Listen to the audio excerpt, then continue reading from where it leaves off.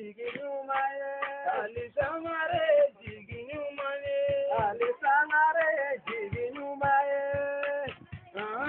Ali Sangare jiginyumaye Ali Sangare jiginyumaye Ali Sangare jiginyumaye Ali Sangare jiginyumaye Sangare Ali jigipaunye Ali Sangare jiginyumaye La ilaha illallah Ali jiginyumamba Ali Sangare jiginyumaye Muhammadu Rasulullah iye jiginyumanye Ali Sangare jiginyumaye Karamaninde Ali jiginyumanye Ali Sangare jiginyumaye Bahawa denge Ali jiginyumanye Ali Sangare jiginyumaye Kantikana buche Ali jiginyumamba Ali Sangare jiginyumaye Aisha che Ali jiginyumanye Sangarela jiginyumaye Kalande karamogodo Asani Husini karamogo Lasine Husini Aliyo fara Jigita unani na nabi wele Matafala nani na nabi wele Amorike nabi wele Fati moga minuna Aliwe ahunjigiela Fati moga minuna Aliwe ahunjigie Teriti moga minuna Aliwe ahunjigie Digiti moga minuna Aliwe ahunjigie Kia kanumba nebi fegi wale nyumando Iyake alaya doiye Ali Sangare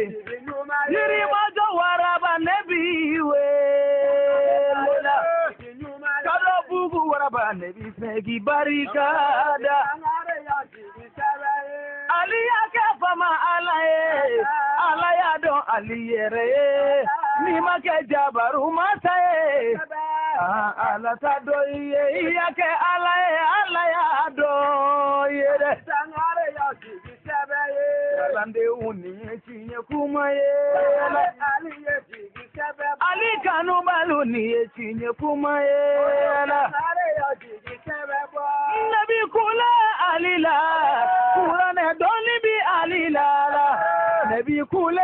alila Hadisa doni bi alila Nabi kule alila Sina doni bi alila Machama mi ala togofo Oludumbi ala togodo Machama mi ki atogofo Olumakira kewaleta Neka mi kura netigima Neka mi hadisa tigima Neka mi dina tigima Saramani ulodeiwa Anyefonga Aliwu Sangare moriye Naforango dugu koloka Tengani bega kifage Aliwu chamambi nimisa Aliwu edunti nimisa Di baba luye gilalike Di mama luye gilalike Di eyera ye gilalike Oti bali sigri karala Oti bali kalande nina Afo Aliwu ye Bebange magilalike Bebange duye gilalike Nafora dugu makoloka Tengeni bega ki baba ye Ali chama minimisa Niede ufere songo kelena Ali do mama binimisa Niede ufere songo kelena Ali do mama binimisa Kafonga Ali Sangare Ali ni moruti kelenye Bama ko moruti kelenye Chama dumi mori yaina Amajabi otila mogofe Ali uye mori yaike Jabira Ali Sangare fe Bonya mimi Ali Sangare ika Atumbi ijugu kono ala ko jine ga sonindo